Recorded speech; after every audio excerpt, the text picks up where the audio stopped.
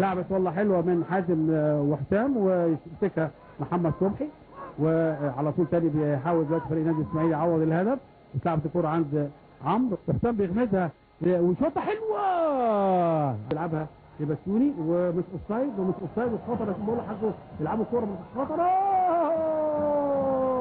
على الكوره دي، على الكوره دي مش ممكن احمد صبحي لعبها له. بقول لك حضرتك شايف معارض النهارده عامل مصري عالي جدا جدا جدا وخطره جدا، لكن نتيجه هناك ايه؟ ما هو ده اللي احنا عايزين نعرفه دلوقتي. نتمنى يا رب يكون لصالح نادي الزمالك. ناقص دي هناك نتمنى. وكم كام انا ما اعرفش لسه كم كام. 1-0 الانبي هناك. ربنا يكمل الدقيقه دي على خير ان شاء الله، ونبارك لنادي الزمالك على بطوله الدوري ان شاء الله باذن الله. يلا حسام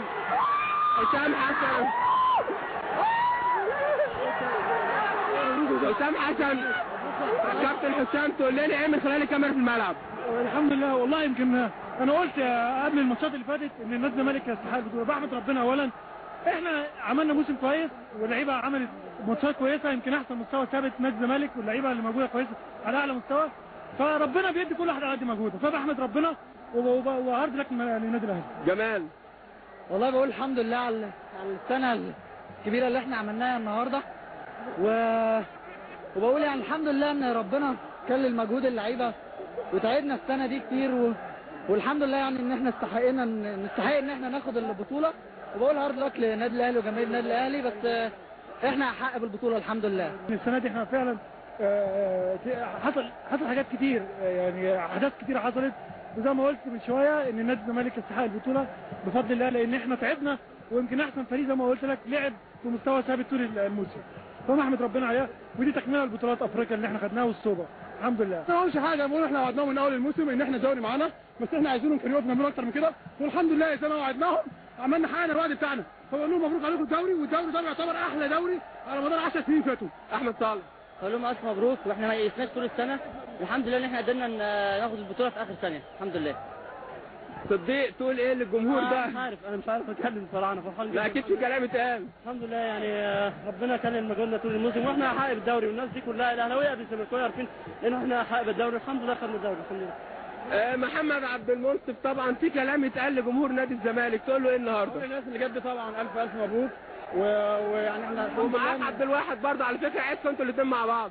يعني زي ما بقول لك طبعا ببارك عبد الواحد وببارك كل جمهور الزمالك واللعيبه كلها، وعلى الاداء بيقول النهارده، وبقول الحمد لله ان ربنا اكرمنا بالبطوله ديت، لان فعلا راحت وجت، ويمكن الحمد لله مجهود اللعيبه والجهاز الفني والجمهور اللي بيجي ورانا دوت هو اللي الحمد لله وفقنا النهارده. شوف هو بيقول لك ايه، انت هتقول له ايه بقى النهارده؟ بقول له طبعا محمد من الناس اللي واقفه جنب طول الموسم، الحمد لله ان احنا ادينا موسم جيد، وربنا كرمنا في الاخر وكرم الناس دي كلها، ونشكر ربنا اولا واخيرا والجهاز الفني والناس كلها اللي وقفت جنبنا في الماتشات الصعبه دي، والحمد لله ان احنا خدنا البطوله دي، الحمد لله انها بطوله غاليه جدا بالنسبه لنا.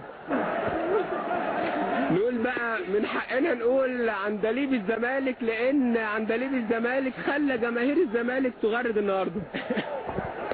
الحمد لله رب العالمين، الحمد لله تعبنا وربنا كرمنا، كان املنا في ربنا مش في حد تاني، وربنا كرمنا، وده تعب موسم كامل وبطوله افريقيا وكاس مصر وكاس، ولعبنا موسم كامل، احنا الموسم مش ساكت يعني، الموسم ورا بعض، ربنا كرمنا تعبنا طول الموسم، وهارد لك للنادي الاهلي، والف مبروك لجمهور الزمالك، ويا رب كده نزيد من الانتصارات. الحمد لله ربنا كرمنا وقدرنا ان احنا ناخد بطوله الدوري العام، واحنا كان في احساس من جوانا، ويمكن الكابتن احمد رمزي قال في بطوله افريقيا قال ايه بقى؟ قال انا حاسس باحساس كويس ان ربنا هيكرمنا في المباراه دي، والحمد لله ربنا كرمنا وقدرنا احنا نكسب النهارده 1-0. قلت لكم ايه يا حسام؟ انا قول لكم ايه يا حسام؟ قول لي بقى، قلت لهم ايه بقى؟ من بعد لقاء حرس الحدود اللي كان تعادل غير مستحق لفريق حرس الحدود من حوالي 2 أو 3 شهور، دخلت جوه اوضه اللبس واقسمت لهم يمين ان احنا هناخد الدوري العام، ثقه في لعبتنا. كان صعب قوي الدوري السنه دي. لا مش صعب، الكره فيها كل حاجه. كان قدامنا لقاء مع النادي الاهلي ترقب ويبقى فرق 2 بونت، وكان لسه 4 لقاءات، في صعوبه في سهوله، لكن الكره فيها كل حاجه، وده اللي حصل.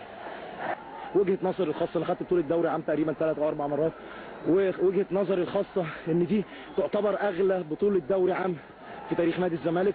بشكر اللعيبه، بشكر مجلس الاداره اللي بيدعمنا، مجلس الاداره الواعي، بشكر جمهوري الحبيب اللي يعني بنعشقه. صدقني فرحتنا النهارده عشان الناس دي، بشكر جهازي كابتن احمد رفعت مدير الكوره، مستر كبرال المدير الفني، الدكتور عبد الله جورج، ذوالفقار الجمل، محمد السيد، مدحت عبد الصبور، وليد بدر. هنظل نحافظ على سمعه وكيان المنظومه اللي بنعشقها وبنموت فيها.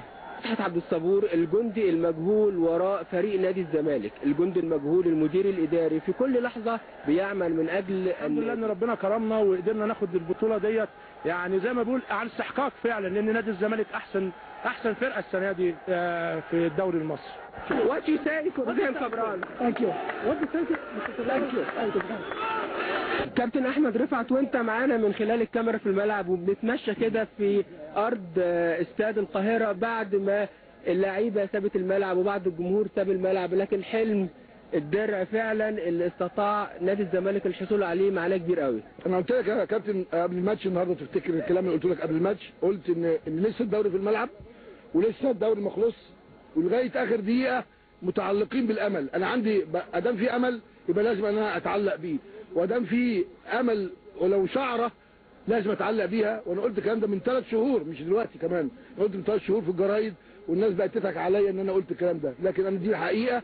وكل مدرب وكل ابن وكل صديق لازم يعرف مفيش يأس اطلاقا، لازم يبقى عنده الامل وعنده الجهد وعنده الانتصار، روح الفوز وكلام من ده، ودي اللي كان باينه النهارده في نادي الزمالك. انتهى الدوري العام، ولكن ما يقال عن كبرال وعلاقته بالزمالك، وبنحاول نعرف تصريح منك لانك مدير الكوره المسؤول الاول عن الكوره بنادي الزمالك.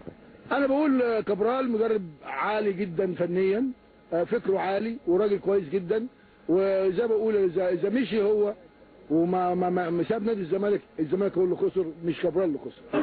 كابتن ابراهيم حسن، الحمد لله على سلامتك، وطمنا عليك وطمن جمهور كرة القدم من خلال الكاميرا في الملعب، اخبارك ايه؟ الحمد لله دلوقتي كان في عندي ضلعي كان في كسر كده من الحادثه، بس الحمد لله دلوقتي بقى كويس، وان شاء الله الفتره الجايه الايام الجايه اشوف ان شاء الله هبتدي تمرين مع الفرقه وكده، واشوف الجهاز الفني هيبقى في برنامج المحطوط ايه، وعلى اساس لو ممكن الحق ماتشات الكاس ولا حاجه. كل اللعيبه كان على قد المسؤوليه، وانا سعيد بيهم وبقول لهم مبروك، لان بصراحه عملوا انجاز كبير قوي، يعني اللعيبه كلها عملت انجاز كبير قوي. مبروك، الله يبارك فيك. امير الموهوبين في دنيا كرة القدم، شايف الجمهور فرحان بك ازاي؟ تقول ايه الجمهور نادي الزمالك بعد الدرع النهارده؟ لهم الحمد لله، وحقهم يفرحوا ومن حقهم يفتخروا باللعيبه اللي في نادي الزمالك، ان اللعيبه رجاله بجد لغايه اخر سنه بنلعب، وكسبنا ماتشات كتير قوي صعبه، كسبنا جوه وكسبنا ورا. الدور الثاني تقريبا في كل الماتشات بيبقى فيهم الاهلي. بقول للاهلي هارد لك، منافس قوي، لكن يعني احنا متهيألي كنا احق السنه دي. الحمد لله ربنا كرمنا وكرم اللعيبه دي كلها. الله لا يفرقنا، لا يبعدنا، لا يحرمنا يوم من بعضنا. الله جمعنا سوا، قمر الهوى يجري في عروقنا ودمنا.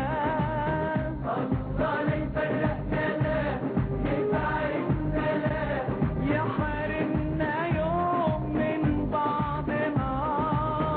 الله جمعنا سوا، قمر الهوى يجري في عروقنا ودمنا. شوف كنا فين وبقينا فين انت وانا. الله الله الله يا الله، الله الله الله